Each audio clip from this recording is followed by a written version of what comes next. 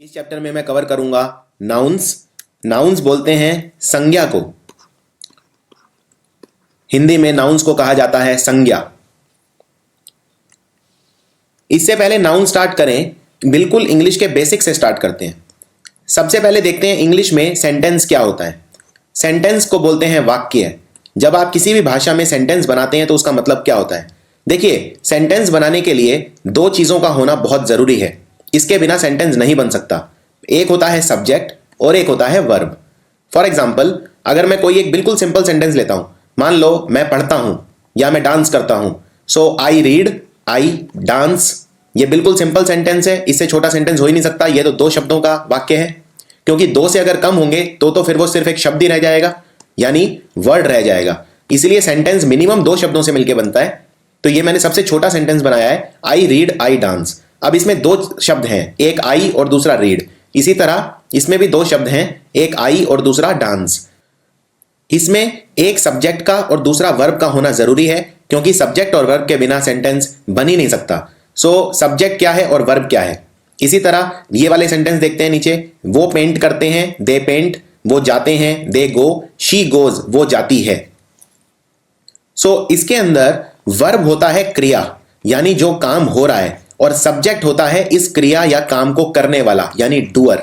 जो करता है वो सब्जेक्ट। अब इसमें देखिए, आई रीड, मैं पढ़ता हूं, तो आई काम कर रहा है, यानी आई है सब्जेक्ट और रीड है वर्ब। इसी तरह आई है सब्जेक्ट, डांस है वर्ब, दे है सब्जेक्ट, पेंट है वर्ब। तो सेंटेंस मिनिमम दो चीजों का बनता है, सब्जेक्ट और वर्ब। लेकिन सेंटेंस जनरली दो शब्दों के नहीं होते हैं, कि जिसमें दो शब्द आपको दे दिए, एक सब्जेक्ट और एक वर्ब। सेंटेंस तो लंबे होते हैं, तो उसमें सब्जेक्ट और वर्ब के अलावा बाकी चीजें भी होती हैं। किसी भी सेंटेंस में अगर आप सब्जेक्ट को बाहर निकाल देते हैं, जैसे आई रीड अ बुक, मैं पुस्तक पढ़ता हूं, वो पार्टी में जाते हैं, दे गो टू अ पार्टी। अगर आप किसी भी सेंटेंस में सब्जेक्ट को बाहर निकाल देते हैं, तो जो बाकी पार्ट बचता है उसे बोलते हैं प्रेडिकेट। जैसे फॉर एग्जाम्पल, आप ये वाला सेंटेंस देखिए, वो लोग पार्टी में जाते हैं। इसमें जाता कौन है, दे, यानी दे हो गया सब्जेक्ट, और गो टू अ पार्टी हो गया प्रेडिकेट पूरा। किसी भी सेंटेंस, अगर ये कोई सेंटेंस है, इसमें अगर आप ये सब्जेक्ट है, सब्जेक्ट को बाहर निकाल दें, तो बाकी सेंटेंस जो बच जाएगा उसे बोलते हैं प्रेडिकेट। सो अब हम देखते हैं संज्ञा क्या होती है। अब आपको यह पता है कि वाक्य क्या होता है, सब्जेक्ट क्या होता है और वर्ब क्या होता है, और प्रेडिकेट क्या होता है। नाउन मतलब संज्ञा। संज्ञा क्या होती है? संज्ञा, नाउन, नेम होती है। किस चीज का नाम? पर्सन, प्लेस या थिंग। यहां पे पर्सन से मतलब है कोई भी जिंदा चीज। ये कोई जानवर हो सकता है, कोई ह्यूमन बीइंग हो सकता है, मेल फीमेल हो सकती है।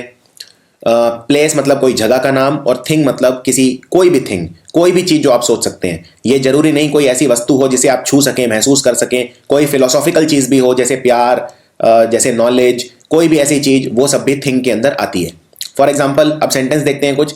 जैसे बिल्ली ने खिलौने को तोड़ दिया, the cat broke the toy. इसमें कैट है पर्सन और टॉय है थिंग, तो ये दोनों हो गए नाउन, यानी कि संज्ञा।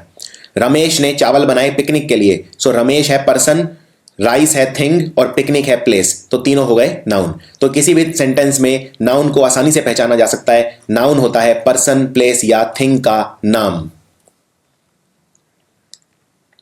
अब जो नाउन है, ये सिंगुलर भी हो सकते हैं और प्लूरल भी हो सकते हैं, यानी एक वचन भी हो सकते हैं और बहुवचन भी हो सकते हैं। जैसे तीन लोमड़ियों ने मिलके चांद को देखा, तो लोमड़ियां यहां बहुवचन है, मून सिंगुलर है, लाइब्रेरी सिंगुलर है, बुक्स प्लूरल है, प्रोफेसर ने अपने सिद्धांत समझाए, so the professor explained his principles. Professor singular है, प्रिंसिपल्स प्लूरल है। अब देखते हैं सिंगुलर से प्लूरल बनाते कैसे हैं। ज्यादातर नाउन है, उनके आगे सिर्फ एस लगा दो, प्लूरल बन जाएगा।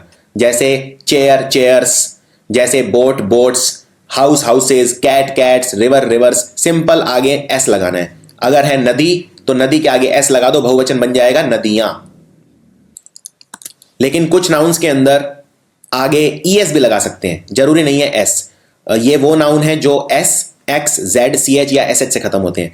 जैसे बस बनाना है अगर प्लूरल, तो आगे ईएस लगा दो, buses, wish, wishes, pitch, pitches, box, boxes. इसी तरह कुछ नाउन है, उनमें हम वाई हटा के आखिर में आई ई एस लगा देते हैं, उनका बहुवचन बनाने के लिए। जैसे पेनी, पेनी मतलब सिक्का, तो पेनीज। स्पाई मतलब जासूस, स्पाइज। बेबी का बन गया बेबीज, सिटी का बन गया सिटीज, डेजी का बन गया डेजीज। इस तरह से कुछ नाउन्स अलग अलग हैं, हर एक का बहुवचन का बनाने का तरीका, प्लूरल बनाने का तरीका अलग अलग होता है। अब कुछ नाउन और हैं जिनमें हम ईएस लगा के बना सकते हैं, या कुछ नाउन ऐसे भी होते हैं जो एफ में खत्म होते हैं या एफ ई में खत्म होते हैं, जैसे वाइफ। अब मुझे वाइफ का अगर प्लूरल बनाना है तो बना दूंगा वाइव्स। इसी तरह चाकू यानी नाइफ, नाइफ में आगे एफ ई हटा के बना दूंगा KNIVES, नाइव्स यानी बहुत सारे चाकू। बॉक्स का आगे ईएस लग जाएगा, वॉच, मोस, इनमें सब में ईएस लगेगा आखिर में। तो अलग अलग तरीके हैं बहुवचन बनाने के।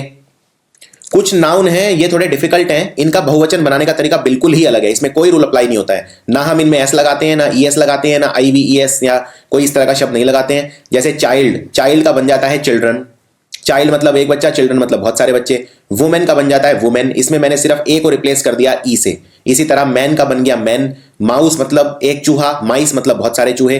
गूज मतलब एक बत्तख, गीज मतलब बहुत सारी बत्तख। सो गूज का बन गया गीज। कुछ नाउन ऐसे भी हैं जो सिंगुलर और प्लूरल में बिल्कुल एक जैसे रहते हैं, कोई परिवर्तन ही नहीं है। जैसे शीप, शीप ही रहता है। भेड़, एक भेड़ है तो भी शीप, बहुत सारी भेड़ हैं तो भी शीप। डियर का डियर ही रहता है। हिरन, एक हिरन है तो भी डियर, बहुत सारे हिरन है तो भी डियर। सीरीज का सीरीज ही रहता है, और स्पीशीज का स्पीशीज ही रहता है। स्पीशीज बोलते हैं प्रजाति को। कुछ डिफरेंट तरह के देखते हैं, सिंगुलर से प्लूरल बनाना है। कैक्टस का पौधा होता है जो मरुस्थल में उगता है, डेजर्ट में, ज़ेरोफाइट। कैक्टस होता है एक, इसका प्लूरल है cacti. Focus, foci. Fungus, fungi. Nucleus, nuclei. Syllabus, सिलेबाए।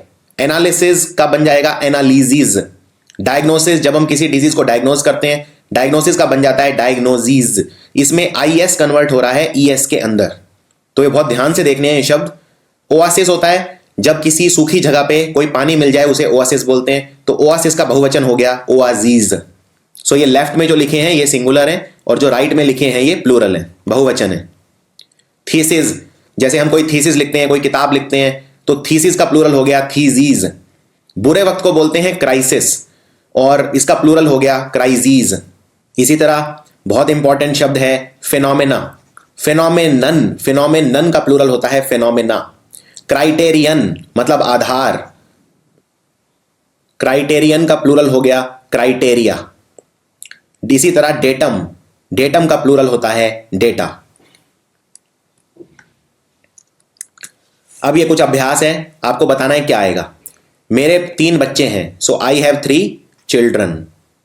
There are 5 men and 1 woman। Baby या babies play with bottles as toy. अब यहां पे क्या आएगा, बेबी या बेबीज। अब यहां पे वर्ब देखिए, वर्ब है प्ले, तो प्ले है मतलब बहुवचन आएगा, क्योंकि अगर सिंगुलर वर्ब होती तो आता प्लेज। जब सिंगुलर वर्ब होती है, सिंगुलर नाउन होता है, उसके साथ वर्ब सिंगुलर आती है।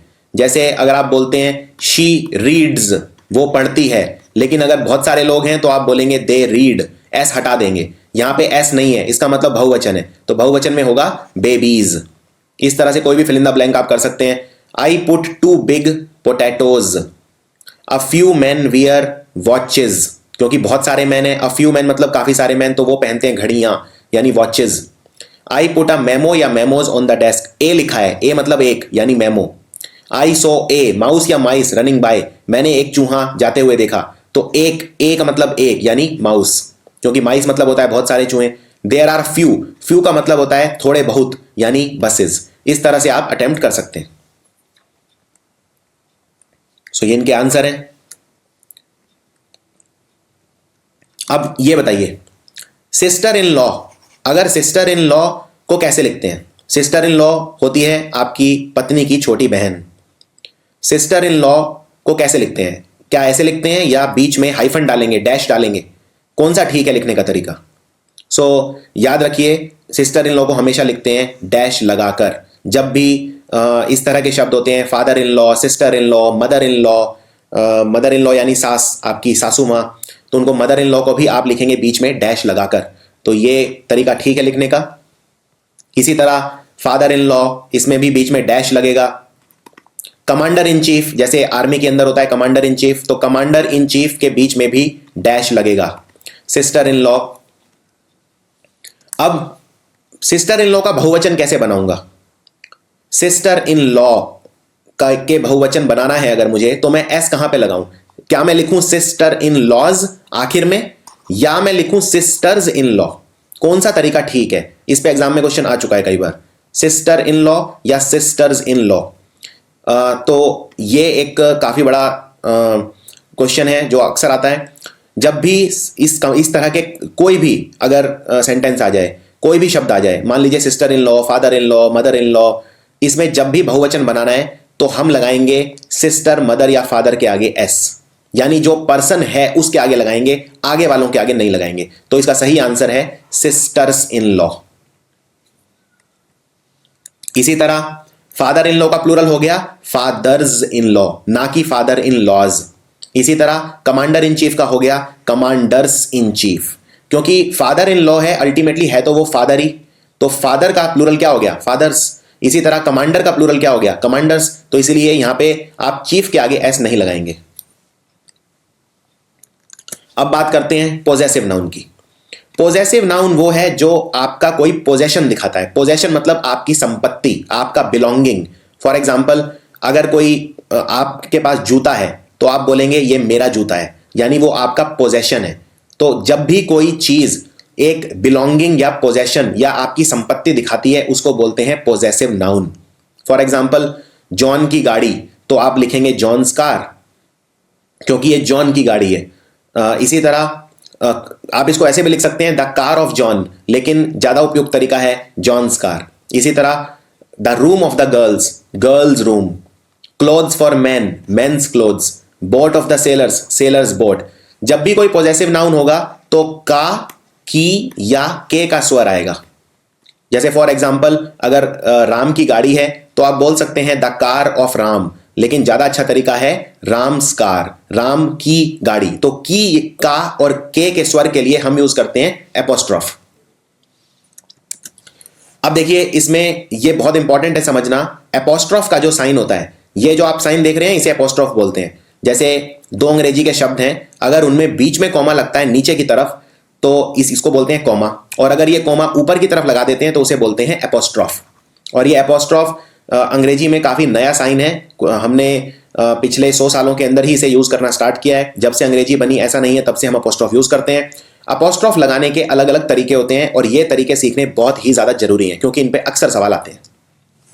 मान लीजिए अगर आपको बोलना है किताब का कवर, तो आप उसे कैसे लिखेंगे? देखिए, सबसे आसान तरीका है, अगर कोई सिंगुलर नाउन है, अब हम देख चुके हैं सिंगुलर और प्लूरल क्या होते हैं, एक वचन बहुवचन क्या होते हैं। सिंगुलर में पॉजेसिव नाउन बनाने का तरीका बहुत ही आसान है। अगर आपको बोलना है, मान लीजिए डायना की किताब, चलिए ये वाला सेंटेंस देखते हैं, डायना की किताब, तो सबसे पहले लिखिए डायना और फिर लिखिए किताब। अब आपको यह डिसाइड करना है कि ये सिंगुलर है कि प्लूरल है। सिंगुलर प्लूरल देखना है आपको सब्जेक्ट, तो यहां पे सब्जेक्ट क्या है? डायनास बुक में डायना, क्योंकि डायना पर्सन है जिसकी किताब है, सो डायना है सब्जेक्ट और बुक है ऑब्जेक्ट। सो डायना सब्जेक्ट सिंगुलर है, सिंगुलर में आपको कुछ नहीं करना, सिंपल एपोस्ट्रोफ लगा के पीछे एस लगा देना है। फॉर एग्जाम्पल, पक्षी के बहुत सारे अंडे। अब यहां अंडे बहुत सारे हैं, लेकिन मुझे इससे फर्क नहीं पड़ता अंडे कितने हैं, मुझे सब्जेक्ट से मतलब है। सब्जेक्ट पक्षी तो एक ही है, क्योंकि मैंने लिखा है बर्ड, तो सिंपल आपको लिखना है पक्षी के अंडे, पहले लिखिए बर्ड, ऊपर लगा दीजिए एपोस्ट्रोफ, फिर लगा दीजिए एस और फिर लिख दीजिए एग्स। इसी तरह से अगर आपको लिखना है भारत की वायु, भारत का मौसम, भारत का क्लाइमेट, तो आप कैसे लिखेंगे? अब लिखिए पहले इंडिया, इंडिया सिंगुलर है, एक ही है इंडिया, तो इंडिया के ऊपर लगाइए एपोस्ट्रोफ, फिर लगाइए एस और फिर लिख दीजिए क्लाइमेट। यानी सिंगुलर नाउन हो अगर तो काम बहुत आसान हो जाता है। सिंगुलर नाउन के अंदर कुछ भी नहीं करना, सिंपल एपोस्ट्रोफ लगा के एस लगा देना है, खत्म। लेकिन प्लूरल के अंदर रूल बदल जाएंगे, और प्लूरल के अंदर रूल इसलिए बदल जाएंगे क्योंकि हम देख चुके हैं कि प्लूरल बनाने का तरीका हर नाउन का अलग अलग होता है। किसी में आगे एस लगता है, किसी में आगे ई एस लगता है, किसी में आई ई एस लगता है, कोई ऐसे भी होते हैं जो बिल्कुल सेम ही रहते हैं, सिंगुलर और प्लूरल। जब प्लूरल बनाने का सबका तरीका अलग अलग है, इसीलिए प्लूरल में रूल भी अलग अलग होंगे। प्लूरल में रूल ये है, अगर प्लूरल में पहले से एस लगाए तो हम एपोस्ट्रोफ लगा के एक और एस नहीं लगाएंगे, लेकिन अगर प्लूरल में एस नहीं लगाए तो हम एपोस्ट्रोफ भी लगाएंगे और एस भी लगाएंगे। ये सिंपल सा रूल आपको याद रखना है। मैं रिपीट कर देता हूं, अगर प्लूरल में एस नहीं लगाए तो मैं एस लगाऊंगा, और अगर एस पहले से लगाए तो मैं एस नहीं लगाऊंगा। फॉर एग्जाम्पल, अगर मुझे लिखना है हाथी की टांगे, अब यहां हाथी बहुत सारे हैं तो मुझे बोलना है हाथियों की टांगे। सो मैं इसमें पहले लिखूंगा एलिफेंट्स और फिर लिखूंगा टांगे यानी लेग्स। अब मुझे पॉजेसिव प्रोनाउन बनाना है, यानी मुझे किसका स्वर चाहिए, का, की या के का स्वर चाहिए। हाथियों की टांगे, की का स्वर चाहिए, तो की के लिए मैं क्या करूंगा, एपोस्ट्रॉफ लगाऊंगा। अब एस लगाऊंगा कि नहीं, एपोस्ट्रॉफ तो आएगा ही आएगा। अगर पॉजेसिव नाउन है तो एपोस्ट्रॉफ तो आएगा ही आएगा, लेकिन एस लगाऊंगा कि नहीं लगाऊंगा। तो पहले लिखा एलिफेंट्स, एलिफेंट्स में तो पहले से ही एस है, इसका मतलब मैं एस नहीं लगाऊंगा, यानी ये हो जाएगा एलिफेंट्स लेग्स, तो इसमें एस नहीं लगेगा। अगर मान लो मुझे बोलना है बहुत सारे बच्चे हैं और उनके बहुत सारे जूते हैं, यानी बच्चों के जूते, तो पहले मैं लिखूंगा बेबीज और फिर लिखूंगा शूज। तो बच्चे बहुत सारे हैं और जूते भी बहुत सारे हैं, सब्जेक्ट है बेबीज यानी प्लूरल है। अब इसमें एपोस्ट्रोफ तो लगाऊंगा ही, क्या मैं एस लगाऊंगा, बेबीज में पहले से ही एस लगा हुआ है यानी एस नहीं लगाऊंगा। सो ये हो जाएगा बेबीज शूज। इसी तरह से आप कोई भी लगा सकते हैं। मान लीजिए मेंबर्स के वोट्स, बहुत सारे मेंबर हैं तो पहले लिख दिया मेंबर्स फिर एपोस्ट्रोफ, लेकिन मेंबर्स में पहले से एस है तो एस नहीं लगाऊंगा, तो ये हो जाएगा मेंबर्स वोट्स। इस तरह बनाया जाता है प्लूरल का पॉजेसिव नाउन, अगर एस पहले से लगा है तो। अब उन शब्दों का क्या करें जो बहुवचन है लेकिन जिनमें एस नहीं लगा। फॉर एग्जाम्पल कैटल, कैटल बोलते हैं हमारे जो मवेशी होते हैं, जो गाय भैंस बकरी, इन सबको कैटल बोला जाता है, जो हमारे खेतों में काम करते हैं। कैटल एक ऐसा शब्द है जो कैटल ही रहता है, अगर एक है तो भी, बहुत सारे हैं तो भी, अगर आप कैटल शब्द चेंज नहीं होता। अंग्रेजी में कैटल्स नाम का कोई शब्द नहीं है। अब आपको बोलना है जो भेड़ बकरी हैं उनके सींग, अब भेड़ बकरी तो बहुत सारे हैं लेकिन शब्द तो कैटल ही है, तो आप पहले लिखिए कैटल और कैटल के बाद आप लिखिए सींग यानी हॉर्न्स। अब एपोस्ट्रोफ लगा दीजिए, एपोस्ट्रोफ तो लगेगा ही। क्या यहां पे एस लगेगा, एस लगेगा, क्योंकि कैटल के अंदर एस नहीं लगाए इसलिए एस लगाना पड़ेगा, तो ये बन जाएगा कैटल्स हॉर्न्स। इसी तरह अगर आपको बोलना है महिलाओं के कपड़े, तो आप पहले लिखिए महिलाएं। अब महिलाएं बहुत सारी हैं क्योंकि वुमेन, स्पेलिंग देखिए MEN यानी बहुत सारी महिलाएं, वुमेन। बाद में लिखिए क्लोथ्स और एपोस्ट्रोफ लगा दीजिए बीच में, क्योंकि आपको की का स्वर चाहिए, के का। वुमेन के कपड़े यानी वुमेन के क्लोथ्स, तो के लिए एपोस्ट्रोफ का स्वर आ गया। अब यहां पे एस लगेगा क्योंकि वुमेन के अंदर एस नहीं लगा है, यानी प्लूरल के अंदर अगर पहले से एस लगा है तो मैं एस नहीं लगाऊंगा एपोस्ट्रोफ के बाद, और अगर एस नहीं लगा है पहले से तो मैं एस जोड़ दूंगा। एक और एग्जांपल है बड़ा अच्छा यहां पे, बच्चों के खिलौने, तो बच्चे यानी बहुत सारे हैं यानी चिल्ड्रन हो गया, और चिल्ड्रन में तो एस नहीं लगाए तो एपोस्ट्रोफ लगा के एस लगा दूंगा, तो ये बन जाएगा चिल्ड्रंस टॉयज। अब देखते हैं indefinite possessive pronoun. Indefinite possessive pronoun मतलब जब कोई पर्सन का नाम नहीं लिखा है या पता नहीं है पर्सन कौन है, ये पर्सन कोई भी हो सकता है, जैसे वन यानी कोई भी, एनीबडी मतलब कोई भी, ईच अदर, नोबडी मतलब कोई भी नहीं, नो वन, समबडी कोई, मतलब इसमें कोई पर्सन की आइडेंटिटी नहीं है, इनको बोलते हैं इनडेफिनेट। इनडेफिनेट के अंदर अगर मुझे पॉजेसिव लगाना है तो मैं एपोस्ट्रोफ भी लगाऊंगा और एस भी लगाऊंगा, ये रूल आपको याद रखना है। फॉर एग्जाम्पल, अगर आपको बोलना है कोई भी तो मतलब एनीबडी, लेकिन अगर आपको बोलना है किसी का भी तो आप बोलेंगे एनीबडीज। मान लीजिए 3 टीमें खेल रही हैं A, B और C, और आपको बोलना है कि तीनों में से कोई भी टीम जीत सकती है, तो आप बोलेंगे दिस इज एनीबडीज गेम, यानी एनीबडीज मतलब ये गेम किसी का भी हो सकता है, यानी एनीबडीज। इसी तरह नोबडी है तो नोबडीज, इसी तरह समवन है तो समवंस, समबडी है तो समबडीज। फॉर एग्जाम्पल, अगर आपको कोई पर्स मिलता है और आप बोलना चाहते हैं ये पर्स किसी का भी हो सकता है, तो आप बोलेंगे this purse can be of anybody's, anybody's. तो उसमें एनीबडी लिख के एपोस्ट्रोफ लगा के एस लगा देना है। तो इनडेफिनेट पॉजेसिव प्रोनाउन के अंदर एपोस्ट्रोफ भी लगता है और एस भी लगता है।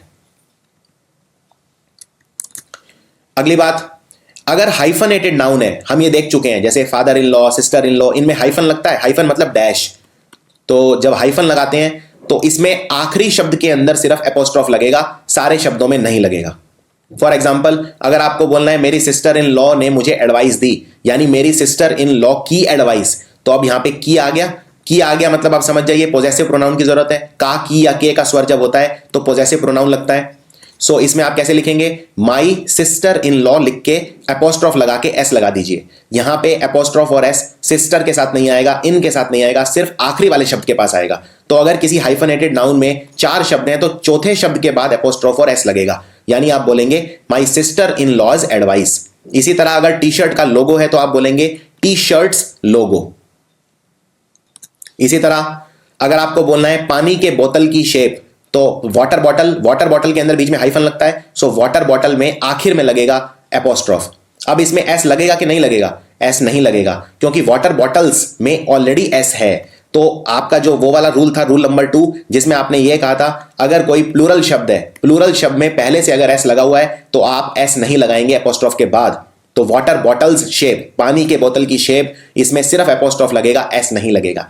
इसी तरह अगर आपको बोलना है 5 साल के बच्चे का खिलौना, सो आप बोलेंगे 5 ईयर ओल्ड्स टॉय। अब ओल्ड्स के अंदर पहले से एस लगाए, यानी आप एपोस्ट्रोफ लगा के दोबारा एस नहीं लगाएंगे। अब देखते हैं possessive pronoun join together. Join together का मतलब है जब दो लोगों की मिलके कोई चीज होती है तो उसको बोलते हैं जॉइन टुगेदर, पोजेसिव प्रोनाउन। मान लीजिए एक गाड़ी है और वो रमेश की भी है और सुरेश की भी है, तो आप क्या लिखेंगे उसे? आप लिखेंगे रमेश एंड सुरेशेस कार। इसमें रमेश के बाद अलग से एपोस्ट्रोफ लगाना नहीं है आपको, सिर्फ जो आखिरी में नाम लिखे उसमें लिख सकते हैं। आप इसको ऐसे भी लिख सकते हैं सुरेश एंड रमेश कार। आप पहले सुरेश का नाम लिख सकते हैं, बाद में रमेश का लिख सकते हैं, लेकिन जो भी नाम आखिर में रहेगा सिर्फ उसमें एपोस्ट्रोफ और एस लगेगा, सिर्फ उसमें पोजेसिव प्रोनाउन लगेगा। जैसे फॉर एग्जाम्पल अगर आप बोलते हैं कि मियाँ बीवी की लड़ाई, तो आप बोलेंगे मैन एंड वाइफ्स फाइट। इसमें आपने सिर्फ एपोस्ट्रोफ और एस आखिर में वाइफ के साथ लगाया है। इसी तरह अगर आपको बोलना है जुपिटर और सैटर्न का एटमॉस्फेयर, यानी इनका कॉमन एटमॉस्फेयर है ये, सो जुपिटर और सैटर्न में कॉमन जो एटमॉस्फेयर है वो है जुपिटर एंड सैटर्न्स एटमॉस्फेयर। लेकिन अगर मान लीजिए दोनों की अलग अलग गाड़ी है, फॉर एग्जाम्पल एक गाड़ी है ये ए और एक गाड़ी है बी, और गाड़ी ए है रमेश की और गाड़ी बी है सुरेश की, तो आपको बोलना है रमेश और सुरेश की अलग अलग गाड़ी। दोनों की मिलके एक गाड़ी नहीं है, दोनों की अलग अलग गाड़ी है, तो दोनों के अंदर लगेगा एपोस्ट्रोफ और एस। तो आप लिखेंगे Ramesh's and Suresh's cars are black and blue respectively, क्योंकि दो अलग अलग गाड़ियां हैं, एक का रंग है ब्लैक और दूसरे का रंग है ब्लू, तो दोनों में अलग अलग पोजेशन लगेगा, यानी इसमें भी एपोस्ट्रोफ और एस लगेगा और इसमें भी एपोस्ट्रोफ और एस लगेगा। दूसरी बात, एक और ख्याल रखना है एपोस्ट्रोफ में, मल्टीपल एपोस्ट्रोफ नहीं लगाने आपको। अगर मान लीजिए किसी सेंटेंस में का, की या के का स्वर बार बार आ रहा है, तो ऐसा नहीं है कि आप बार बार एपोस्ट्रोफ लगाएंगे। फॉर एग्जाम्पल अगर आपको बोलना है कि मेरी बहन के दोस्त का भाई मेरे घर पर आ रहा है, तो आप इसको कैसे लिख सकते हैं कि माई सिस्टर्स फ्रेंड्स ब्रदर, क्योंकि आपको बोलना है मेरी बहन का फ्रेंड, तो एक का यहां पर आ गया, और बहन के फ्रेंड का भाई, तो दूसरा का या के का स्वर यहां पे आ गया। तो क्या आप दो बार एपोस्ट्रोफ लगाएंगे या एक ही बार लगाएंगे? तो आपको याद रखना है एक से ज्यादा एपोस्ट्रोफ एक सेंटेंस में नहीं आएगा। सो आप इसको ऐसे नहीं लिख सकते my sister's friend's brother is coming to my house, आप बोलेंगे the brother of my sister's friend is coming to my house, यानी सिस्टर्स फ्रेंड में एक ही बार एपोस्ट्रोफ लगाए। तो सेंटेंस को इस तरह से आपको चेंज करना पड़ेगा कि आप ये मेक श्योर आपको करना है कि एक ही एपोस्ट्रोफ लगे। दूसरी बात, एपोस्ट्रोफ जब लगेगा तो वस्तुओं के साथ जनरली हम नहीं लगाते हैं, या किसी ऑब्जेक्ट के साथ नहीं लगाते हैं, सिर्फ पर्सन के साथ लगाते हैं। इस चीज का भी आपको ख्याल रखना है। फॉर एग्जाम्पल अगर मान लीजिए आपकी कोई टेबल है और टेबल की 4 टांगे हैं, अब आपको बोलना है टेबल की टांग, तो आप ये नहीं बोल सकते टेबल्स लेग, क्योंकि टेबल तो वस्तु है। वस्तु के अंदर अगर आप एपोस्ट्रोफ लगाते हैं तो उसे गलत माना जाता है। आप बोलेंगे लेग ऑफ द टेबल, ना कि टेबल्स लेग। इसी तरह आप ऐसे नहीं बोल सकते माई टेबल्स लेग हैज ब्रोकन, आप बोलेंगे the leg of my table has broken, क्योंकि माई टेबल लेग में टेबल वस्तु है, वस्तु के अंदर एपोस्ट्रोफ अवॉइड करते हैं। हाँ, मान लीजिए अगर आपका कोई फ्रेंड है और आपके फ्रेंड की टांग टूट जाती है, तो आप बोल सकते हैं माई फ्रेंड्स लेग हैज ब्रोकन, क्योंकि उसमें फ्रेंड जो है वो पर्सन है, पर्सन के अंदर एपोस्ट्रोफ लगाया जाता है। So my friend's leg has broken बिल्कुल ठीक है, लेकिन my table's leg has broken ठीक नहीं है।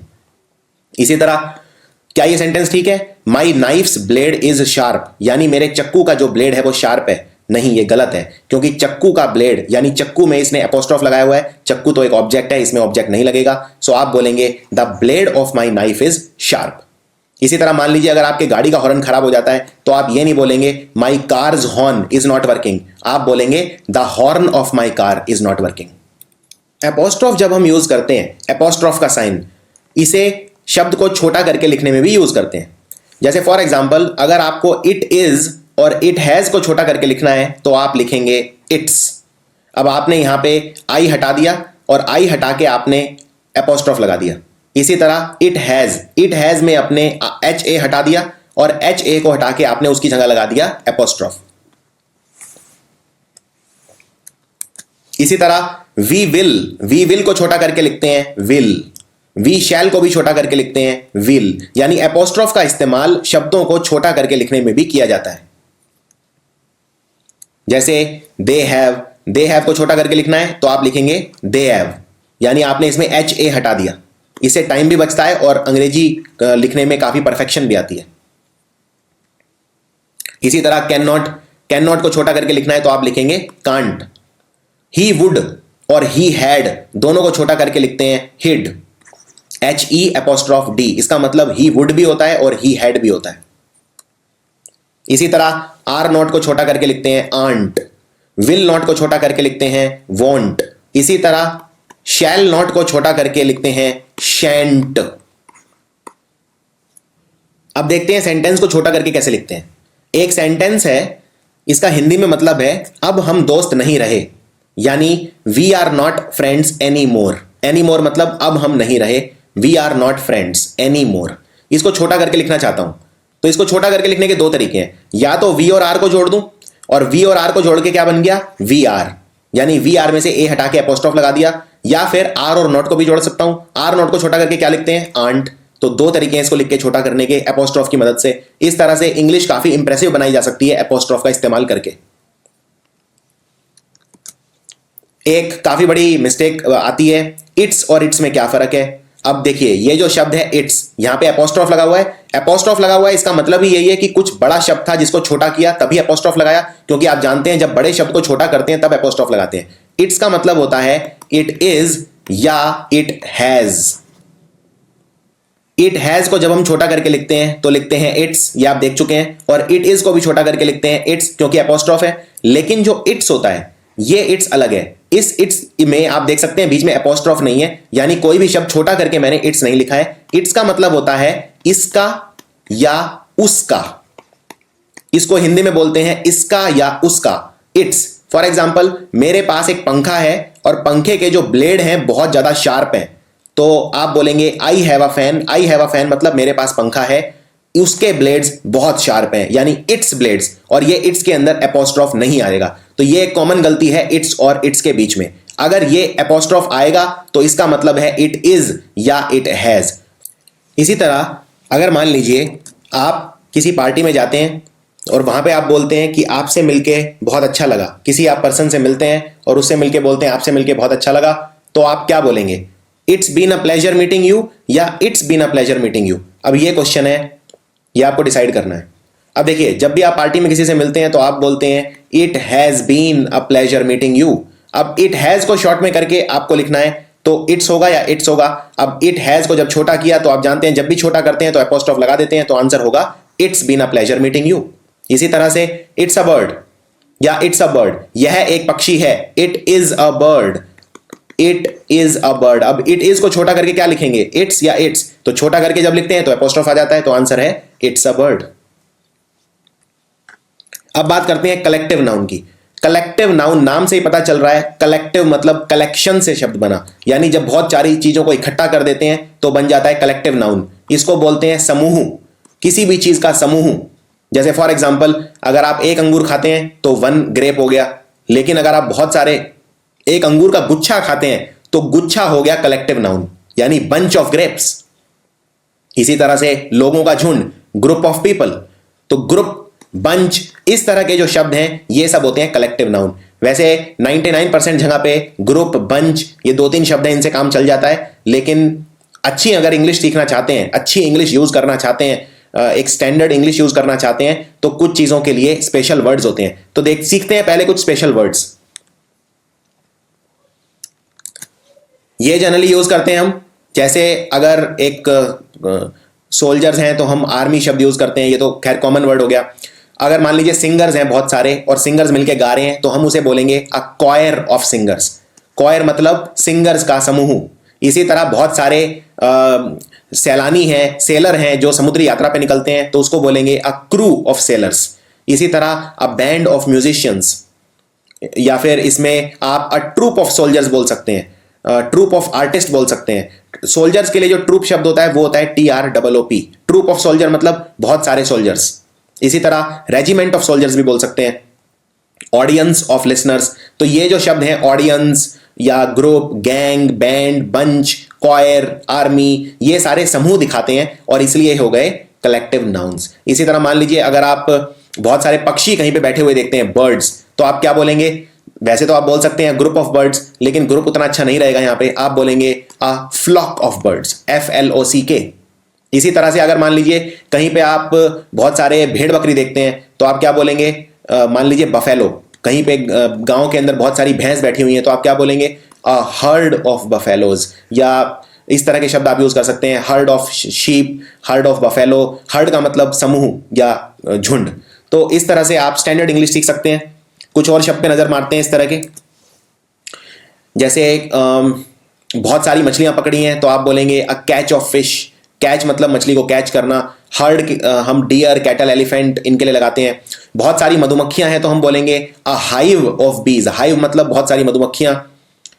इसी तरह से इसमें स्वॉर्म ऑफ बीज, ये भी काफी अच्छा शब्द है। अगर बहुत सारी चींटियां हैं जमीन पे चल रही हैं, तो आप क्या बोलेंगे? अ स्वॉर्म ऑफ एंट्स। इसी तरह से अ कैनल ऑफ डॉग्स, यानी बहुत सारे कुत्ते। A pack of hounds. तो ये शब्द अक्सर यूज किए जाते हैं। अब देखते हैं क्वेश्चन किस तरह से आते हैं कलेक्टिव नाउन्स के ऊपर। तो ये कुछ और कलेक्टिव नाउन है, ये आप एक बार नजर मार सकते हैं।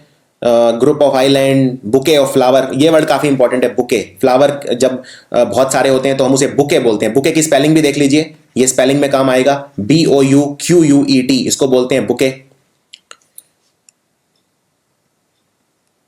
इसी तरह मान लीजिए कहीं पे अगर बहुत सारे पहाड़ हैं, तो आप क्या बोलेंगे? मान लीजिए ये बहुत सारे पहाड़ हैं कहीं पे, तो इसको क्या आप ये बोल सकते हैं? Group of mountains.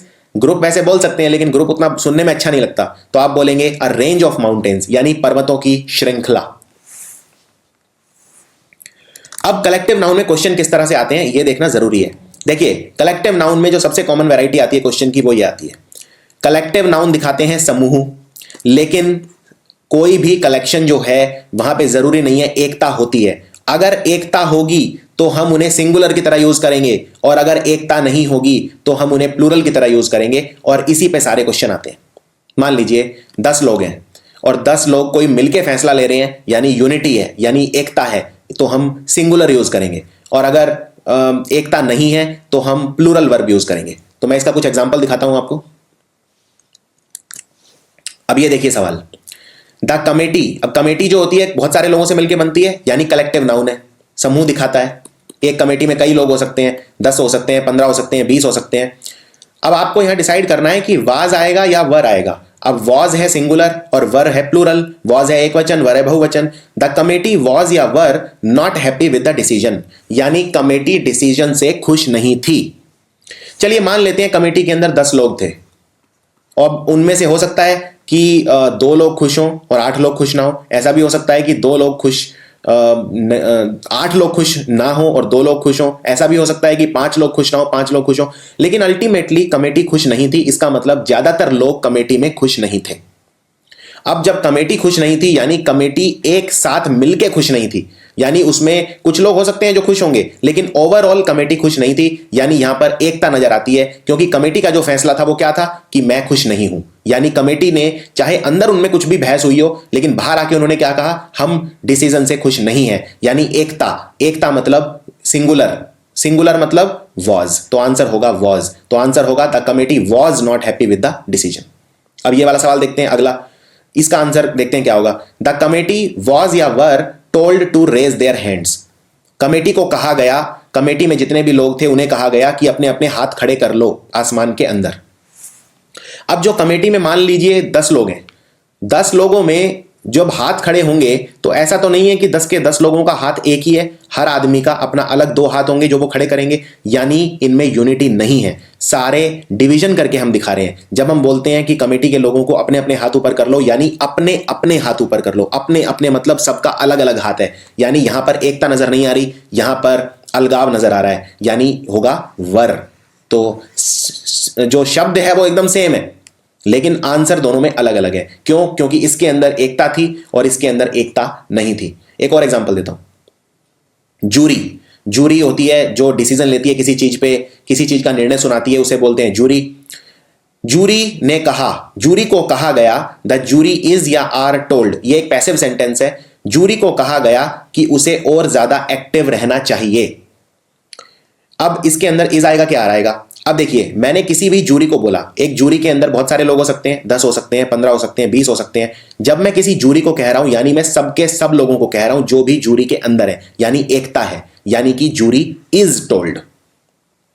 अगला सवाल, the audience were told to take its या देयर सीट्स। ऑडियंस को कहा गया कि अपनी अपनी सीट पर बैठ जाओ। ऑडियंस को जब मैंने बोला, अब ऑडियंस क्या होता है? ऑडियंस होता है जो भी लोग देखते हैं कोई चीज, वो ऑडियंस होता है। जैसे कोई पिक्चर देख रहे हैं 100 लोग बैठ के, तो वो 100 लोग क्या है? ऑडियंस। अब मैंने ऑडियंस को कहा कि भाई अपनी अपनी सीट पर बैठ जाओ। अपनी अपनी सीट मतलब सबकी अलग अलग सीट है, सबकी एक सीट नहीं है, यानी कि सेंटेंस में यूनिटी नहीं है। तो इसका आंसर क्या होगा? देयर सीट्स, यानी मैं बहुवचन यूज करूंगा। इट्स का प्लूरल होता है देयर, तो देयर सीट्स आंसर होगा। देयर मतलब उनकी सीट्स और इट्स मतलब उसकी सीट्स, पर क्योंकि ऑडियंस प्लूरल है तो मैं यूज करूंगा उनकी सीट, यानी आंसर होगा देयर सीट्स। अब जो नाउन होते हैं वो दो तरह के होते हैं मेन, एक होता है प्रॉपर नाउन और एक होता है कॉमन नाउन। कॉमन नाउन मतलब कोई भी पर्सन, प्लेस या थिंग जनरल में। फॉर एग्जाम्पल, अगर मैं बोलता हूं लेट्स से मेल, तो मेल तो कोई भी हो सकता है, यानी एक कॉमन कैटेगरी हो गई, तो कोई भी हो सकता है। लेकिन अगर मैं बोलता हूं गौरव, तो ये तो कोई खास व्यक्ति है गौरव, यानी कि ये है proper noun. So proper noun मतलब अगर कोई नाम है किसी खास व्यक्ति का, ऑर्गेनाइजेशन का, किसी ऑफिशियल डॉक्यूमेंट का, हॉलीडे, मतलब कोई भी ऐसी चीज जो कोई खास है, उसके लिए यूज करते हैं प्रॉपर नाउन। और ये कैपिटल लेटर में दिखाते हैं, यानी इसका जो पहला शब्द होना चाहिए वो कैपिटल होना चाहिए। इसलिए जब भी नाम लिखते हैं तो हमेशा पहला लेटर कैपिटल होना चाहिए। तो गौरव को ऐसे लिखा जाएगा, ऐसे लिखा नहीं जाएगा। सो कुछ देखते हैं प्रॉपर और कॉमन नाउन में डिफरेंसेस। एक बात और याद रखनी है, या तो कोई नाउन प्रॉपर हो सकता है या कॉमन हो सकता है, कोई भी नाउन दोनों नहीं हो सकते, यह भी आपको याद रखना है। अब मैं अगर बोलता हूं हॉलीडे, हॉलीडे मतलब कोई भी छुट्टी, लेकिन अगर मैं बोलता हूं क्रिसमस यानी कोई खास छुट्टी, तो क्रिसमस हो गया प्रॉपर नाउन और कॉमन नाउन क्या हो गया? हॉलीडे, क्योंकि हॉलीडे तो कोई भी हो सकती है और हॉलीडे है कॉमन नाउन। इसी तरह अगर मैं बोलता हूं मैन, मैन तो कोई भी मैन यानी कॉमन, पॉल प्रॉपर नाउन। तो आप देख सकते हैं जो लेफ्ट में लिखे हैं ये प्रॉपर नाउन है और ये सारे कैपिटल लेटर यानी बड़े लेटर से स्टार्ट हो रहे हैं। इनमें जो पहला वर्ड है वो कैपिटल है। नेवर्क फ्री लाइब्रेरी, लाइब्रेरी कोई भी लाइब्रेरी, लेकिन कोई खास लाइब्रेरी है, नेवर्क फ्री लाइब्रेरी, तो ये हो गया proper noun. Holi text, Holi text मतलब कोई भी पवित्र किताब, लेकिन द कुरान, कुरान शरीफ, तो इसको मैं कैपिटल करके लिखूंगा, ये खास किताब है यानी प्रॉपर नाउन है। सो आई होप ये आपको क्लियर होगा कॉमन नाउन और प्रॉपर नाउन क्या होते हैं। चलिए आपके लिए एक अभ्यास करवाते हैं। प्रॉपर नाउन को आइडेंटिफाई करना है। 6 सेंटेंस दिए हैं, वीडियो को यहीं पॉज कर दीजिए और पहले खुद ट्राई कीजिए। अब देखिए पहला सेंटेंस, मैंने अभी अभी शेक्सपियर द्वारा लिखी हुई एक प्ले पढ़ा है, एक नाटक पढ़ा है। अब यहां पे ए प्ले मतलब कोई भी प्ले, यानी ये कॉमन नाउन है, लेकिन शेक्सपियर एक प्रॉपर नाउन है। हमारी फैमिली मियामी में शिफ्ट करना चाहती है, विजिट करना चाहती है, सो इसमें मियामी खास जगह का नाम है यानी प्रॉपर नाउन है। मेरे फादर ट्रांसफर कर दिए गए हैं कोलोराडो में, तो कोलोराडो प्रॉपर नाउन है। इसी तरह क्या तुम स्टैच्यू ऑफ लिबर्टी गए हो? Statue of liberty proper noun है। मेरा भाई रॉकी माउंटेन्स में क्लाइंबिंग करने गया है, तो रॉकी माउंटेन कोई खास माउंटेन है यानी प्रॉपर नाउन है। और मैंने नियाग्रा फॉल के पिक्चर ले लिए हैं। नियाग्रा फॉल दुनिया का सबसे ज्यादा गिरने वाला पानी वाला जलप्रपात, वाटरफॉल है, तो नियाग्रा फॉल प्रॉपर नाउन है। तो इस तरह से आप आइडेंटिफाई कर सकते हैं किसी भी सेंटेंस में कॉमन नाउन या प्रॉपर नाउन। अब ये वाला जो सेंटेंस है, मैंने नियाग्रा फॉल के पिक्चर ले लिए हैं, पिक्चर मतलब कोई भी पिक्चर, साधारण पिक्चर, कोई खास पिक्चर की बात नहीं हो रही है, यानी पिक्चर्स क्या हो गया? पिक्चर एक कैटेगरी है, तो पिक्चर हो गया कॉमन नाउन। अब आते हैं नाउन्स में कुछ ऐसी चीजों के ऊपर जो बहुत ज्यादा इंपॉर्टेंट है। जैसे कुछ नाउन ऐसे होते हैं जो सिर्फ बहुवचन फॉर्म में एग्जिस्ट करते हैं, प्लूरल फॉर्म में एग्जिस्ट करते हैं, इनका सिंगुलर फॉर्म नहीं होता। जैसे कैंची, कैंची को बोलते हैं सिजर्स। अब ये जो शब्द है सिजर्स, इसमें आप एस नहीं हटा सकते क्योंकि कैंची को बोलते ही सिजर्स है। ऐसा नहीं है मैंने ये एस प्लूरल लगाने के लिए बनाया हुआ है, शब्द ही सिजर्स है। इस तरह से चिमटा, चिमटे को बोलते हैं टोंग्स, प्लायर्स, दूरबीन को बोलते हैं बाइनोकुलर्स, जो आप पैंट पहनते हैं उसे बोलते हैं ट्राउजर्स, पैंट्स। एल्म्स मतलब होता है भीख या मदद, आर्काइव्स मतलब पुरानी फाइलें, फायरवर्क्स मतलब आतिशबाजी, सराउंडिंग्स मतलब आसपास की जगह, ट्रूप्स, टैक्टिक्स, वैल्यूएबल्स मतलब कीमती सामान, और बिलोंगिंग्स मतलब आपका सामान। तो ये कुछ शब्द हैं, ये प्लूरल ही रहेंगे, सिंगुलर नहीं हो सकते। फॉर एग्जाम्पल अगर आपको बोलना है आतिशबाजी, और आतिशबाजी के लिए शब्द होगा फायरवर्क्स, आप फायरवर्क नहीं बोल सकते क्योंकि फायरवर्क कोई शब्द ही नहीं है। अब क्योंकि ये शब्द सिर्फ प्लूरल में एग्जिस्ट करते हैं, यानी इनका मतलब भी होगा बहुवचनी। तो अगर मैं बोलूंगा सीजर्स, सीजर्स मतलब बहुत सारी कैंची, लेकिन अगर मुझे बोलना है एक कैंची, ऐसा भी हो सकता है कि मैंने सिर्फ एक ही कैंची खरीदी हो, तो एक कैंची को मैं कैसे बोलूंगा? इसके लिए मैं बोल दूंगा a pair of scissors. A pair of scissors मतलब एक कैंची।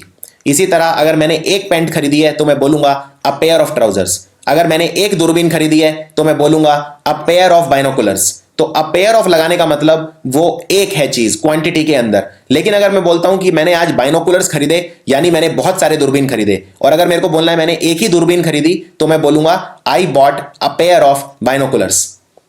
तो कुछ अभ्यास करते हैं। अब ये आपको बताना है यहां पे क्या आएगा।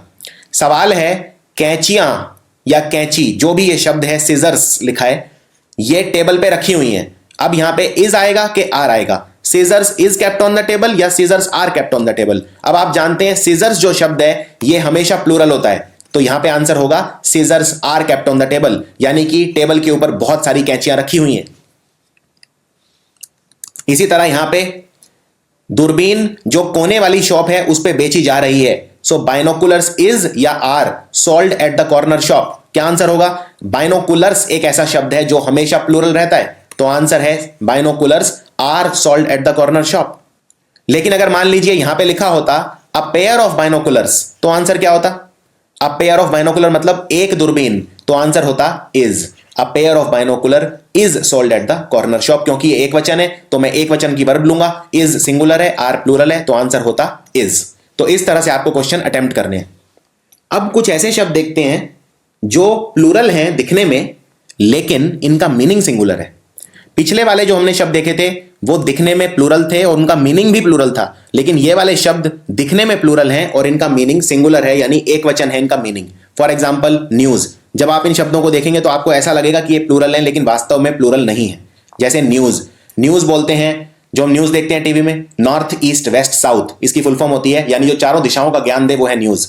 Innings, politics, physics, mumps, billiards, athletics, linguistics, ये सारे शब्द एस से खत्म हो रहे हैं, लेकिन ये सारे हैं सिंगुलर। फॉर एग्जाम्पल इसका आंसर क्या होगा? राहुल द्रविड़ ने एक बहुत ही अच्छी पारी खेली, सो राहुल द्रविड़ प्लेड ए मतलब एक पारी, सो इनिंग होगा या इनिंग्स होगा? अब आप जानते हैं कि अगर पारी शब्द चाहिए तो पारी के लिए अंग्रेजी में शब्द होता है इनिंग्स। पारी के लिए जो शब्द है वो इनिंग्स ही है, इनिंग नहीं है। आपको यह नहीं सोचना है कि अगर एक पारी है तो शब्द है इनिंग और बहुत सारी पारियां हैं तो शब्द हो जाएगा इनिंग्स, ऐसा नहीं है। पारी को बोलते ही इनिंग्स है, तो ये दिखता प्लूरल है लेकिन है सिंगुलर। इसी तरह से ये अगला सेंटेंस, इकोनॉमिक्स मेरा फेवरेट सब्जेक्ट है, तो आप क्या बोलेंगे? Economics is my favourite subject या economics are my favourite subject? आपको डिसाइड करना है इज या आर में से, यानी सिंगुलर या प्लूरल में से। इकोनॉमिक्स दिखने में ऐसा लग रहा है जैसे एस लगा दिया तो ये प्लूरल हो गया, लेकिन ऐसा नहीं है, ये सिंगुलर है, यानी आंसर है economics is my favourite subject.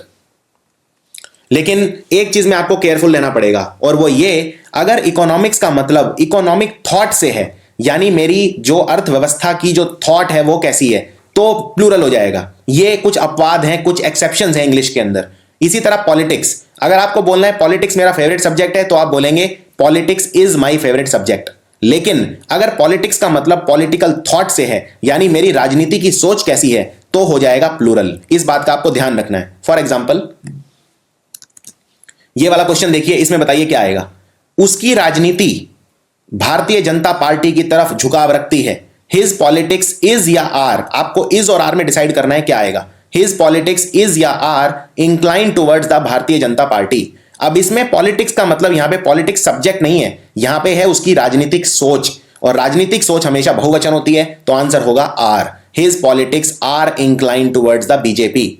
इसी तरह से उसकी economics reserve bank of India की अच्छी पॉलिसीज के ऊपर बेस्ड है, तो इज बेस्ड है या आर बेस्ड है, आपको डिसाइड करना है। अब जब आप बोल रहे हैं उसकी इकोनॉमिक्स बेस्ड है, यानी उसकी इकोनॉमिक थॉट से मतलब है यहां पे, और इकोनॉमिक थॉट कैसी होती है? प्लूरल, तो यहां पे होगा his economics are based on very good policies of the reserve bank of India. यानी शब्द सेम है इकोनॉमिक्स, एक में इज लग रहा था, एक में आर लग रहा है। अगर आप बोलते हैं इकोनॉमिक्स मेरा फेवरेट सब्जेक्ट है, economics is my favourite subject, but my economics are based on very good policies of the reserve bank of India.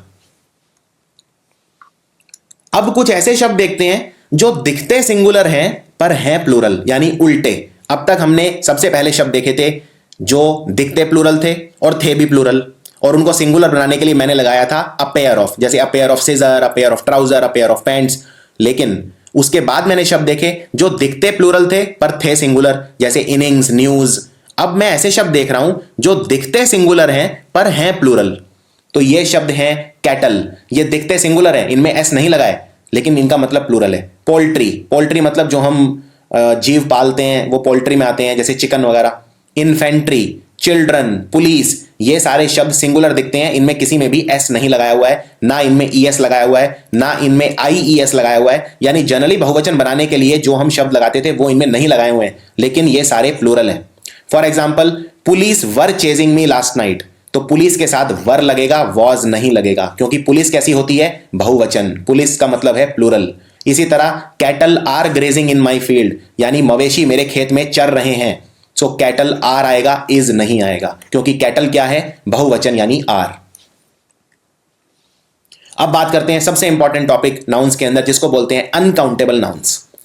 Uncountable noun वो हैं जो इंडिविजुअल ऑब्जेक्ट नहीं है, इसलिए इनको काउंट नहीं किया जा सकता। नाम से पता चल रहा है अनकाउंटेबल, जिसको काउंट नहीं किया जा सके वो अनकाउंटेबल। फॉर एग्जाम्पल, अगर मैं बोलता हूं नॉलेज, ज्ञान, क्या ज्ञान को काउंट किया जा सकता है? क्या आप ये बोल सकते हैं कि मेरे पास 10 नॉलेज है या 20 नॉलेज है? नहीं, नॉलेज को काउंट नहीं किया जा सकता। लेकिन अगर मैं बोलता हूं कुर्सी, चेयर, तो कुर्सियों को तो मैं काउंट कर सकता हूं, और काउंट करके मैं इसका बहुवचन बना दूंगा, चेयर का बन जाएगा चेयर्स। लेकिन क्या नॉलेज का कोई बहुवचन होगा? नहीं होगा। यानी कि अनकाउंटेबल नाउन जो हैं उन्हें ना तो बहुवचन उनका बनाया जा सकता है, ना ही उन्हें गिना जा सकता है। सो देखते हैं सबसे इंपॉर्टेंट अनकाउंटेबल नाउन कौन कौन से हैं जो आपको पता होने चाहिए। जैसे होमवर्क, इक्विपमेंट, इक्विपमेंट बहुत इंपॉर्टेंट है, luggage, clothing, furniture, machinery, gold silver, bread, ethics, jewellery, perfume, wood, petrol, baggage, hair और ट्रैफिक। इनमें से कोई भी शब्द ऐसा नहीं है जिसके आगे आप बहुवचन बना सकते हैं, और अगर बहुवचन बना भी दिया तो फिर उसका मीनिंग चेंज हो जाएगा। जैसे फॉर एग्जांपल, अगर आप हेयर लिखते हैं और हेयर को अगर आप हेयर्स बोलते हैं तो दोनों में ज़मीन आसमान का फर्क है। हेयर मतलब बाल और हेयर्स मतलब कई तरह के बाल। तो ये हैं सारे जो एग्जाम में काफ़ी फ्रिक्वेंटली पूछे जाते हैं। कुछ और देखते हैं जो बहुत ज़्यादा एग्जाम में आते हैं। एडवाइस, अगर मान लीजिए कोई आपको एक एडवाइस दे रहा है तो आप ये नहीं बोल सकते ही is giving me one advice, वो गलत हो जाएगा, क्योंकि ये अनकाउंटेबल है। अगर कोई चीज़ काउंटेबल नहीं है तो आप उसके आगे 1 2 3 नंबर्स नहीं लगा सकते। सो आप ये नहीं बोल सकते कि वो मुझे वन एडवाइस दे रहा है, आप बोलेंगे he is giving me a piece of advice. A piece of advice मतलब वन एडवाइस, लेकिन वन नहीं लिख सकते।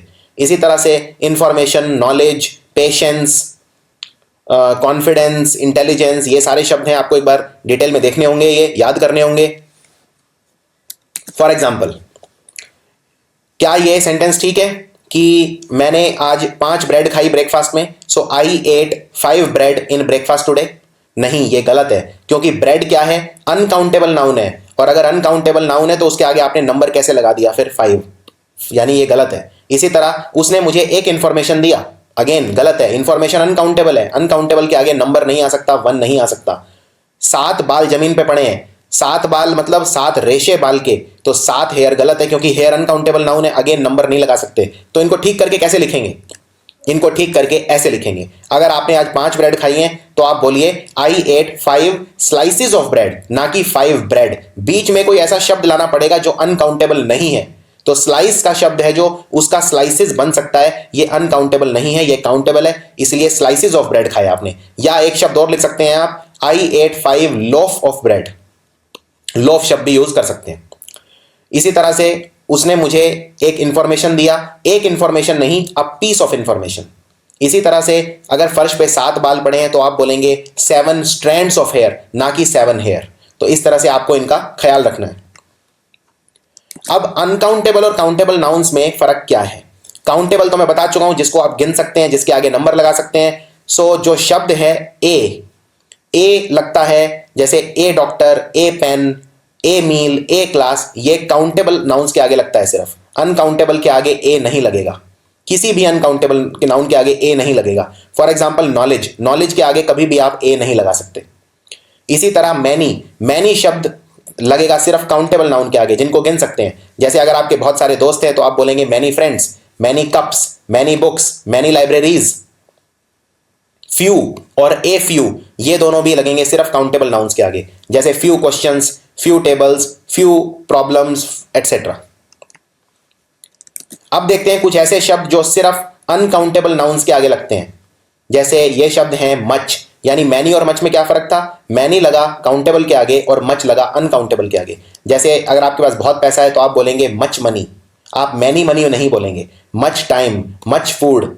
लिटल एक ऐसा शब्द है जो सिर्फ अनकाउंटेबल के आगे लगता है, जैसे little trouble, little equipment, little meat etcetera. A little bit of यानी थोड़ा बहुत, अ लिटल बिट ऑफ मतलब थोड़ा बहुत, अ little bit of confidence, a little bit of sleep, ये भी लगेगा सिर्फ अनकाउंटेबल के आगे। कुछ शब्द ऐसे हैं जो काउंटेबल और अनकाउंटेबल दोनों के साथ लग सकते हैं। जैसे शब्द है दा, काउंटेबल के साथ भी लग सकता है, अनकाउंटेबल के आगे भी लग सकता है। जैसे दा मंकी, दा स्कूल या दा चीज, दा मशीनरी, ये डेफिनेट आर्टिकल है, ये मैं आर्टिकल में डिटेल में कवर करूंगा दा, ए और एन कहां पे लगाते हैं। ऐसे ही शब्द है सम को आप काउंटेबल और अनकाउंटेबल दोनों के आगे लगा सकते हैं। सो काउंटेबल के आगे जैसे सम टेबल्स, सम स्टोर्स, और अनकाउंटेबल के आगे some money, some time, some knowledge etcetera. इसी तरह कुछ और शब्द देखते हैं जो दोनों के आगे लगते हैं, जैसे एनी किसी के आगे भी लग सकता है, जैसे any forex, any knowledge, any soap etcetera, यानी काउंटेबल अनकाउंटेबल।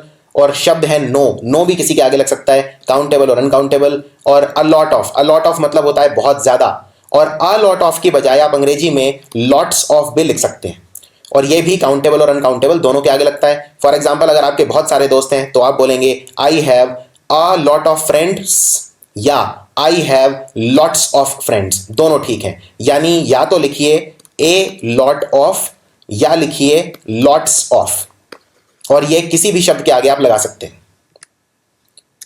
सो ये आ गया लॉट्स ऑफ, ये काउंटेबल के आगे भी लग सकता है और अनकाउंटेबल के आगे लग सकता है। इसी तरह शब्द है एनफ मतलब काफी, ये भी काउंटेबल अनकाउंटेबल दोनों के आगे लग सकता है। आप ये भी बोल सकते हैं मेरे काफी दोस्त हैं, यानी आई हैव एनफ फ्रेंड्स, या फिर मेरे पास काफी ज्ञान है, I have enough knowledge.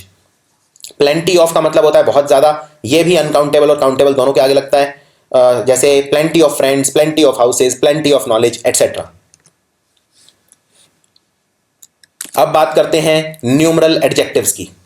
Numeral adjective होते हैं जो नंबर दिखाते हैं और विशेषण का काम करते हैं, और ये नाउन के पहले लगते हैं। यानी बेसिकली हम किसी चीज को काउंट करने के लिए यूज करते हैं न्यूमरल एडजेक्टिव्स। फॉर एग्जाम्पल मेरे पास 200 रुपए हैं, तो इनमें से कौन सा ठीक होगा, आई हैव 200 रुपीज या आई हैव 200 रुपीज।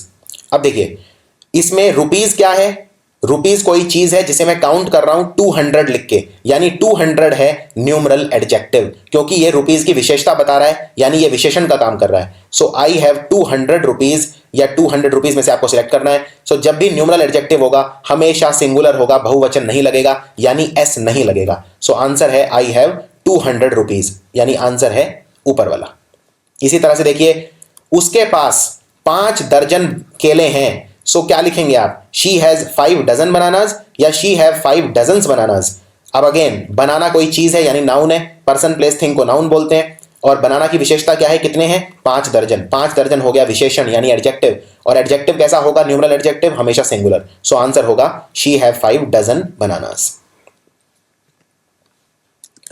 कई बार इस तरह की पद्धति आती है, यानी 2 नाउन होते हैं और 2 नाउन के बीच में प्रेपोजिशन होता है, और ये आपको याद रखना है कि ये हमेशा सिंगुलर होगा। फॉर एग्जाम्पल मान लीजिए आप किसी बीच पे बैठे हैं समुद्र के किनारे, और वहां पे एक के बाद एक जहाज आए ही जा रहा है, तो आप क्या बोलेंगे, ship after ship is coming, ship after ships are coming, ships after ships, ships after ship, या शिप आफ्टर शिप। ये कैसे डिसाइड करेंगे कि क्या लिखें, तो याद रखिए अब यहां पे शिप क्या है, कोई जहाज, कोई वस्तु, यानी कि नाउन हो गया, और 2 नाउन के बीच में आ गया प्रेपोजिशन आफ्टर। ये जो शब्द हैं after, before, in, at, on, ये सब प्रेपोजिशन होते हैं। 2 नाउन के बीच में जब प्रेपोजिशन आ जाता है तो दोनों नाउन सिंगुलर हो जाते हैं, यानी कि ये शिप होगा, ये भी शिप होगा।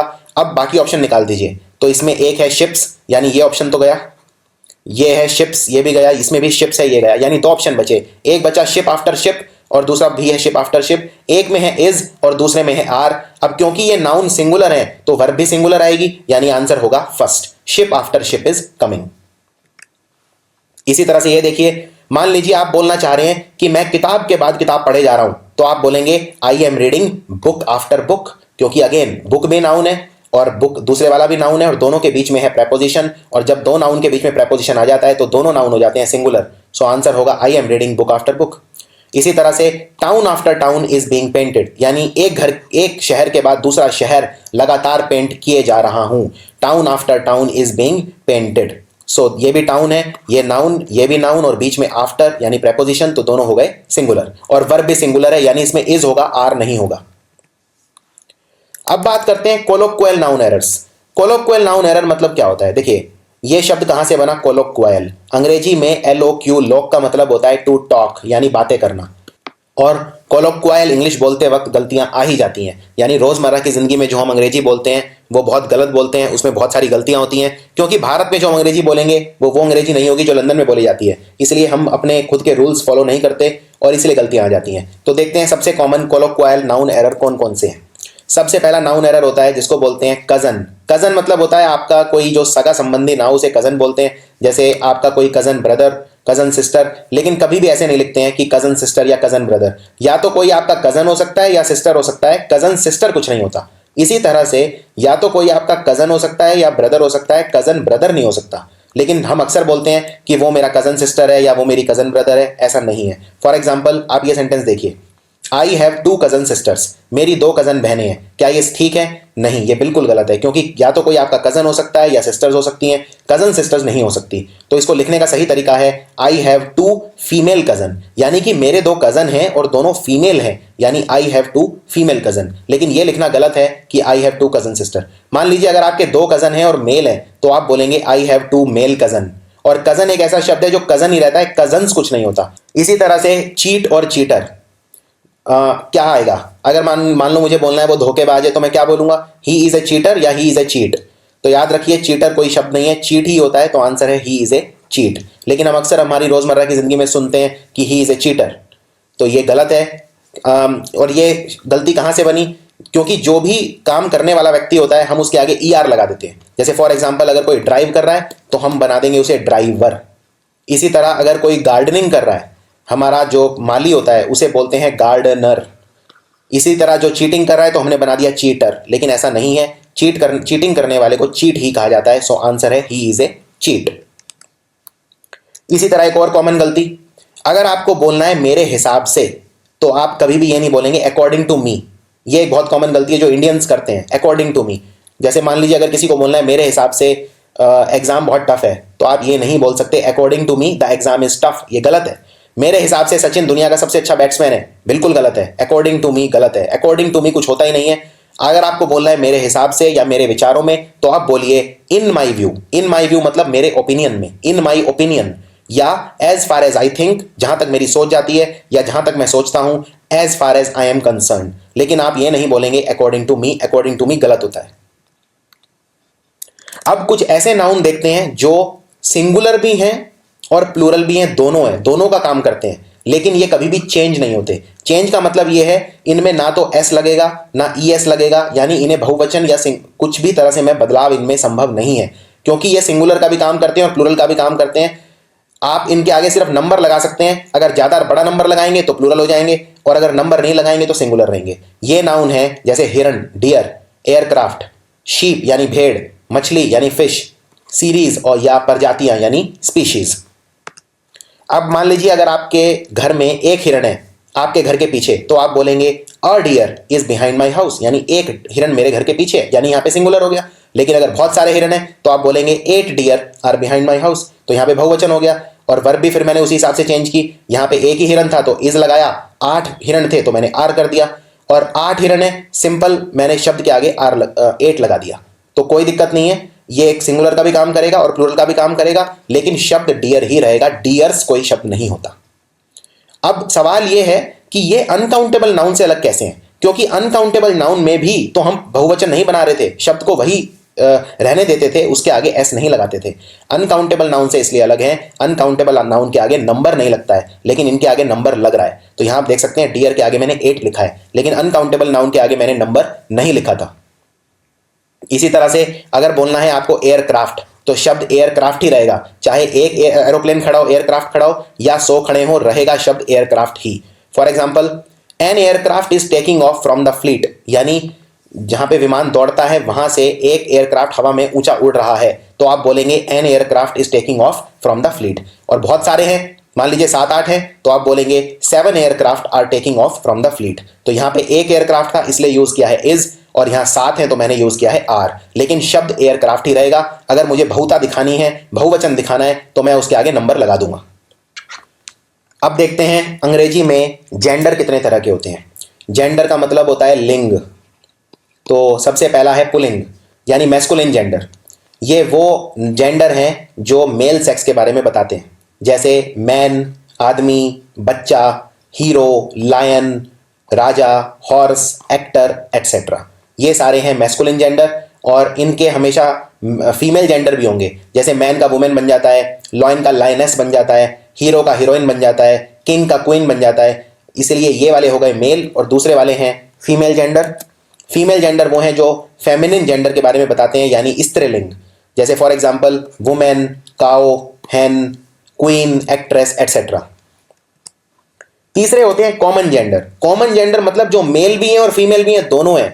अब आप सोचेंगे ये कैसे हो सकता है कि कोई मेल भी और फीमेल भी हो। यहां पे मेरा मतलब ये नहीं है कि सेम पर्सन मेल भी और फीमेल भी है, यहां पे मेरा मतलब ये है कि सेम शब्द मेल के लिए भी यूज किया जा सकता है और फीमेल के लिए भी यूज किया जा सकता है। फॉर एग्जाम्पल, अगर आप बोलते हैं टीचर, तो टीचर मेल भी हो सकता है और फीमेल भी हो सकता है, यानी वो कॉमन जेंडर है। इसी तरह से baby, bird, cat, cattle, child. अगर आप बोलते हैं चाइल्ड, तो चाइल्ड मेल भी हो सकता है और फीमेल भी हो सकता है। इसी तरह guardian, friend, passenger, pupil, infant, cousin, singer, student. Student male भी हो सकता है, फीमेल भी हो सकता है, यानी ये सारे हैं कॉमन जेंडर।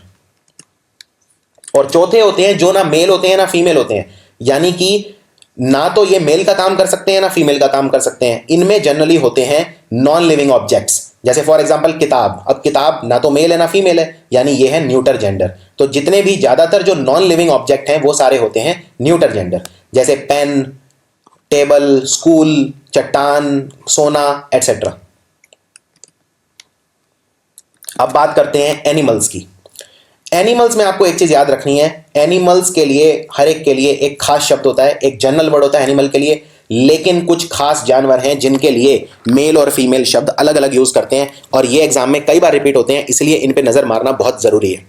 तो देखते हैं कौन कौन से जानवर हैं जो एग्जाम में अक्सर पूछे जाते हैं, जिनके लिए अलग अलग शब्द हैं मेरे पास, मेल के लिए और फीमेल के लिए। सबसे पहले देखते हैं रैबिट यानी खरगोश। खरगोश मेल रैबिट को बोलते हैं बक और फीमेल को बोलते हैं डो।